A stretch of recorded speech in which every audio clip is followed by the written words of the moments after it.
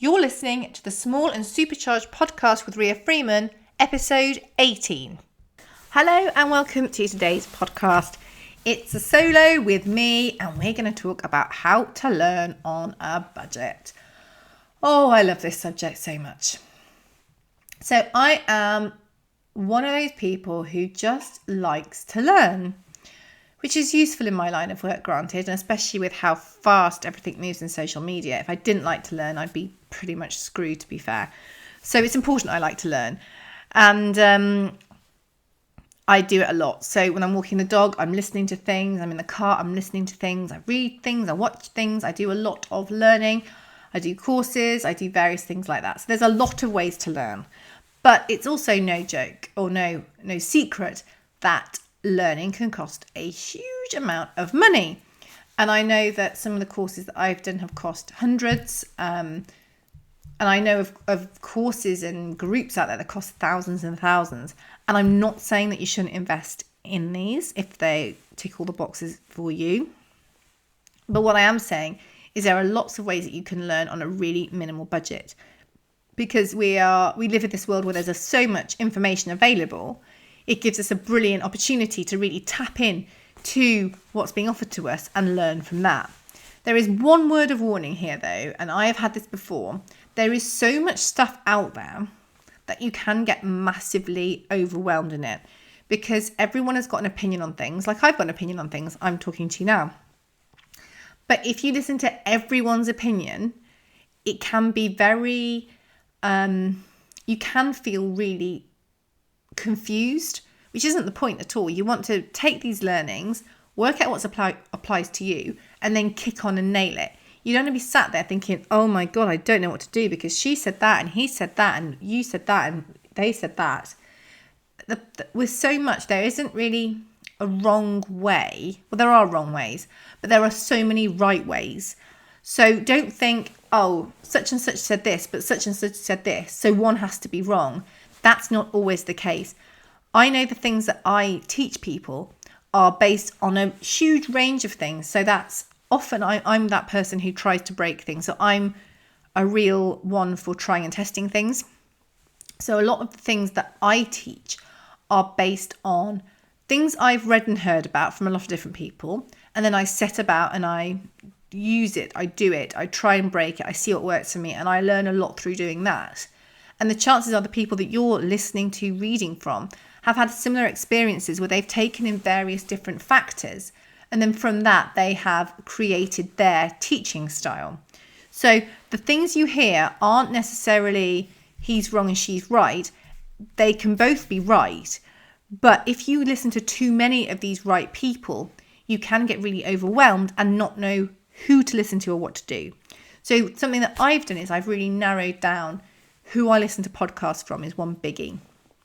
Because obviously there's a lot of podcasts out there. If you're listening to this, thank you so much. But if you listen to every single person's podcast in the world, you're probably just going to feel really confused. And that's not necessarily helpful. If you watch everybody's videos and they've all got different views and different teaching styles and different ideas, it's not a bad thing, but but it can feel really overwhelming. And I know I felt it before. I've watched videos and I've thought, okay, I get that. And I watched something else and I'm like, oh God, that's not what they said. And of course, because a lot of the free ways to learn are one way, you can't go back and say, well, what about this idea? You have to fill in the gaps. And that can be quite confusing. But I'm going to talk to you about some free ways to learn, and then you can pick which ones work for you. Or not free, these are learning on a budget. So quite a lot are free, but there are some paid for options too. And I'm also going to talk about free versus paid for content as well. I mean, I run a membership group, so it'd be weird if I didn't. So I'm going to talk about free stuff and budget stuff first, and then we're going to move through. So the first free thing I want to talk to you about is this podcast. So obviously this is the Small and Supercharged podcast that I do each week, and I'm really proud of it and I love it. And I speak to various different people on it. So we have solo shows and then we have interviews about lots of different aspects of business for small businesses. So podcasts can be really useful. I listen to this one obviously, because I have to listen to the show notes, and I'm also doing it now. But I also love Jenna Kutcher's podcast, the Gold Digger podcast. I really, really love that. I also listen to Amy Porterfield, who does the Online Marketing Made Easy podcast. I'm just going to check the actual name of that. I'm pretty sure that's exactly what it is. It just comes up on my thing. It's gone. Yeah, Online Marketing Made Easy podcast. I listen to her. And they're actually the two main ones I listen to. And I listen to Jenna the most. I always have a Jenna Kutcher in my ear, and I think she's at 200 and I don't even know the number, but into the 200s. So if you haven't heard of her, go and have a listen. I think she's really easy to listen to. I can listen to her in the car, I can listen to her when I'm walking, and I always get quite a lot out of it, and I really rate her.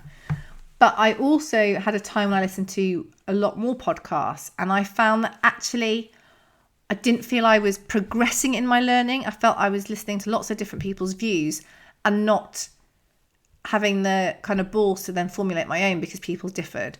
So pick a few people to listen to and focus in on them, because otherwise you will get that overwhelm. Now the next one is also an audio thing, but it's a paid for option. This is Audible. Now I've talked about Audible, can't speak now, Audible before, and I've talked about how much I love it, but I really do. So I pay for the one book subscription each month, and I'm going to say that's £7.99 a month. I'm pretty sure it is. And basically that allows you to download one book each month.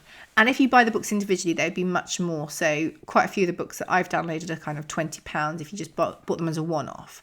So the £7.99 is really good. Audible do also have like a 1 month free trial, I think. Well, I'm sure that's how I got into it.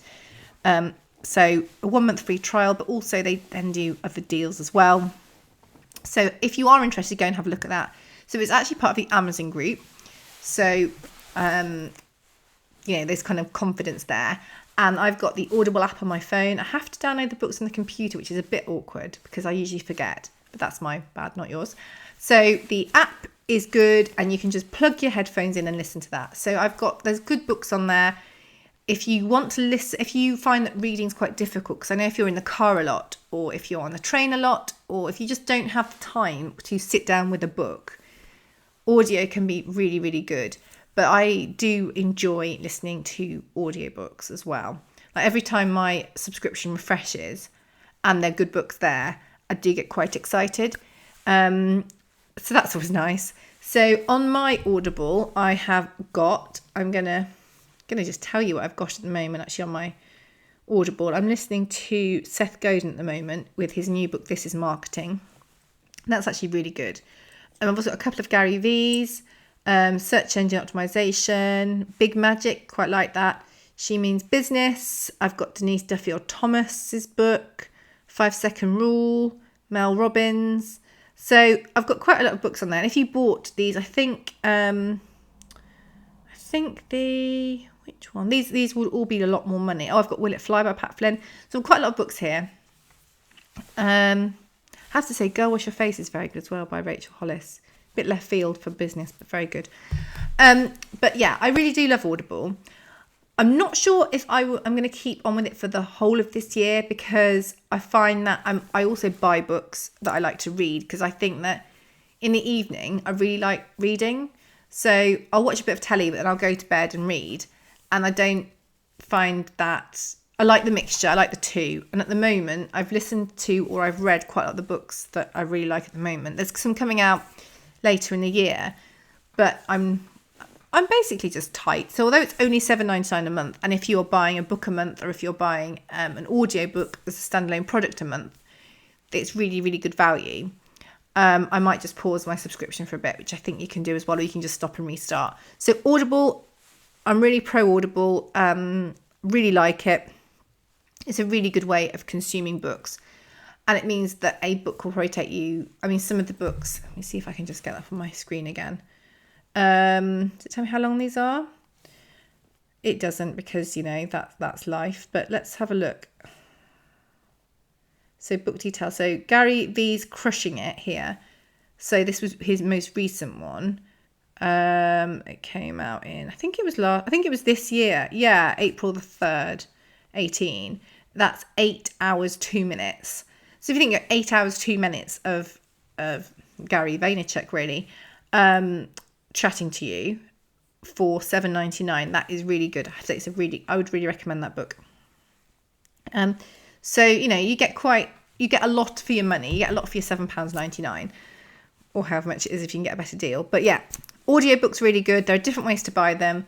I use Audible. I have also got iTunes books as well, and podcasts and things like that. So Audible is really positive. The next one is going to be books. Amazon. Obviously, other books places are available, but I get all my books from Amazon. Even if I don't use Amazon itself, I go through a reseller. So I found a bit of a trick. If you think, Christ, that's an expensive book, what you can do sometimes is if you look at the other options, so you normally have the Amazon price, then you have a new and a used section. Now, I have actually picked up books for £1 before. You have to pay for the postage, which is usually about £2.80 if you buy a penny book. So I think I got Michelle Moan's autobiography for £1. And I think I got, I'm not sure if it was that one. I have got quite a few books for £1 before. So you pay your £2.80 postage and your penny and you have a book. But even if they're not all a penny, you can, if you're happy to have a book that's been read before, you can save quite a lot of money on that. And quite a lot of my books are pre-read because it doesn't bother me. I always get good or very good or excellent condition. I try and always go for excellent and good, but it actually tells you if you go for the used ones, what condition they're in. And usually the price reflects that. So if you don't mind if they look a bit battered and bruised, you can pick up a real bargain. And it's a really good way to learn. Really like reading. I find it really useful. So I do like the combination of the two, of the audio and the book. And there are some books I've got on both versions. I've got Audible books and the book. So, but yeah, Amazon's really good. You can look at kind of new releases as well, bestsellers. Also, you can read it on Kindle. That's another option. So it's still in the book version. Or again, I'm sure there's iBooks, but I don't think I've got any of those. But reading is a really good way to learn. Again, if you find people that you respect their views, and a great way to do your research first is to start, with your podcasts, your things like that, so you get to know their style. And then you can go and invest in a book if you fancy it. The next one up is going to be blogs. So this is another free one. A lot of people blog. I blog. I put out a lot of free content on my blog. And I know a lot of other people do as well. So blogs, if you have people that you like and that you want to find out more about, get involved with their blog. See if you can, whether that's you just check back, maybe you subscribe to their newsletter list, their mailing list, so you know when they've released new content, if that's how they work. Blogs can be really, really good. Or follow them on social media so you know when their blogs are out and when they're promoting those things. So that would be another really positive way. Videos are also great. So if I've got anything I can't work out, I tend to head to YouTube. So if it's how do I can change a light bulb, but how do I, what was it the other day? I was trying to do something with my phone and I couldn't work out how to do it. So I went to YouTube, typed it in and I could do it. Can't remember what it was now. This is a really good conversation. But video. So a lot of people do video. Jasmine Starr, she is great on video. I watch her quite a lot. She's a photographer who's also a bit of a social media whiz. Gary Vee does a lot of videos. So video is really good as well. You can subscribe to the YouTube channels too. So when they bring out a new video, you get a notification. And that's a really good free way to learn as well. Also allows you to get to know them better for if you want to go and buy a book or, even subscribe to courses or things like that. The next thing is going to be, it's kind of a crossover now. We're moving from free to paid. So hold on to your hats. Although I appreciate that buying books and Audible's paid, but stick with me. So now we're going to go into groups. So Facebook groups are obviously a really good thing. I've got the Small and Supercharged group. That's this podcast name after. And that's a free group. So people in there share ideas, ask questions, help each other out. So that's a really, really positive way to learn. And it's brilliant. But there's another side to the group. So I also have the Mastermind group, which is a paid for membership group. And each month the people within the Mastermind group get access to knowledge bundles. They get a live with me a week. We're going to have spotlight sessions. We have a challenge each month. I help people with the challenges. I get very involved with it. So it's a two-way thing, and it's like a group coaching experience. And that's a paid for option. But that versus one-to-one coaching or being part of a coaching contract where you have to work with people each month or each week is an absolute bargain. And to be honest, the interaction they get is very good, if I say so myself. So that's quite a good way to move from free to paid for as well. Now, the other option is standalone courses. Again, I've done quite a lot of these. I've done online courses quite a bit. I've done quite a few with Fiona Humberstone, who is incredible. She's the brand stylist, and her courses are brilliant. They aren't cheap. They are a good few £100s, but they are really, really good if you have a specific thing you want to work on. Now, the thing with courses like this is that they're often quite one way, but a lot of them do have Facebook groups as well. So you can go in there, you can meet other people, you can engage with the people, and it can really bridge that gap. So it doesn't feel like it's a one-way thing. You can get that interaction, which I think is so, so important. But online courses are really good. And obviously in-person courses. So you can look at various things online and see what events there are near you, what courses you can get involved with. So things like Eventbrite are really good for that kind of thing. And that can be really good if you are happy to go out and, sit there, meet people. So I recently not recently, it was, I'm going to say September. Was it September? Let's say September. I gave a TEDx talk. And that was an in-person event, obviously, and it wasn't a course, but there was 15 different speakers who were delivering kind of concepts and ideas, and that was a huge education. So whether you want to spend not very much and go to something free, or you want like a workshop, or even go to a paid-for workshop, which again can be really, really good if you make sure it's what you want. And it does bring a lot of other benefits as well, because with the workshops, you get that engagement, you get that interaction, you can ask questions to the person who's presenting and get that feedback and get that one-to-one help. If you go to an event like a talk, it's probably a little bit more one way, but also you do get a different kind of engagement. And that's something that I think with online Facebook groups can really help to bridge that gap. But it is a different animal. But still, these are still really good budget options of how to learn. There's a free course, well not free, sorry, a pretty cheap course provider called Udemy, so Udemy, and these courses are usually not that much money at all. They do vary actually, but I've done ones for kind of £10 to £12 right the way up, which can be quite good if you've got a really specific subject. These aren't usually the kind of, in inverted commas, popular people who lead these courses, because usually if you've got somebody who is really popular in their own right, they'll market it through their own website and have it on a different platform. But it's not a bad platform at all. There's quite a few like that. I have used Udemy, and I've found it good. I've learned from doing it, and it wasn't much money. When I wanted to do something really specific and found out specifically about something, I go over there, type it in, and then I see the courses that are available. You can get reviews and that kind of thing as well. And that is definitely a budget way to learn. I say you don't get the interaction, and they're usually, the cheaper courses aren't that long. But again, if you have a really specific goal, they might just help you do what you need to do. So I wouldn't discount any of those. So yeah, how to learn on a budget. So the free ways we talked about would be podcasts, blogs, free groups, videos. They would be the ones that I would suggest for free. And obviously low cost would be Audible, Amazon, and more membership groups, because although they are a recurring cost, they are usually much lower than a standalone course because people are getting that investment. Now, the difference between free and paid for is usually I'm going to talk from my experience here. If I am working with the Small and Supercharged membership group, I am creating really specific content for them.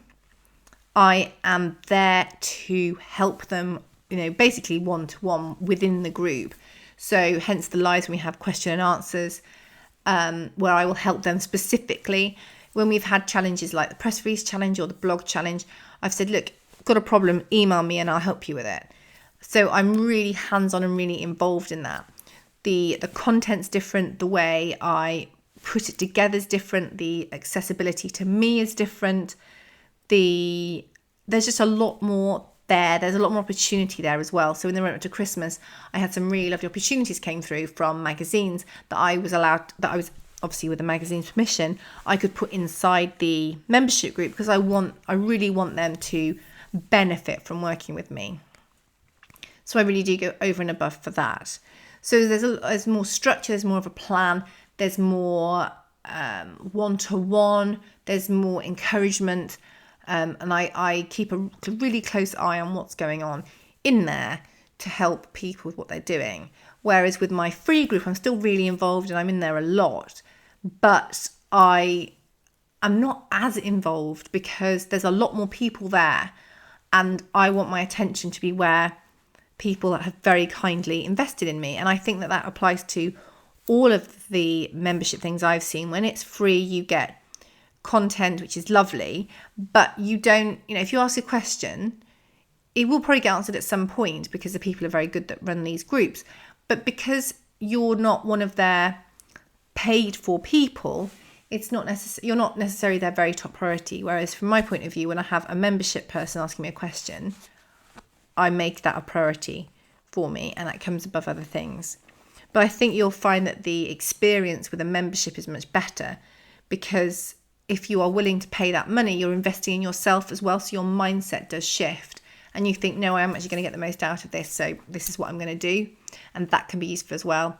I think the challenges as well, if you have a challenge that isn't in a membership group, it's completely on you whether you do it. And although it is still on you whether you do it in a membership group, you've got that nudging, you've got that support, and you can feel much more accountable because that's how it's working. Whereas with a free membership group, you may find that someone sets a challenge, but they don't necessarily have that invested interest in making sure you've done it because it's up to you.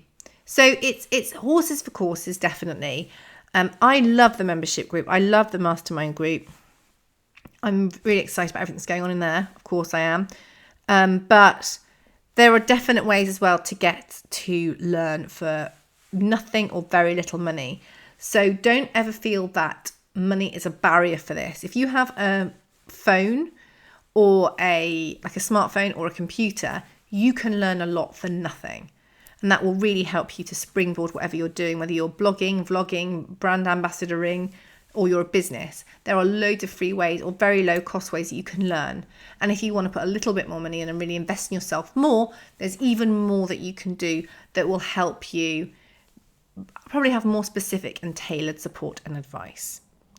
So that is today's podcast. I'd love to know your views on it all the time. I do really like to hear about your views on all these kind of things. So please do contact me. I'm usually hanging out on, social media, to be quite honest. But I would love to know, how do you learn? What's been the most useful for you? Let me know. And get learning for free. So thanks so much for listening. Take care, and we will catch up very, very soon.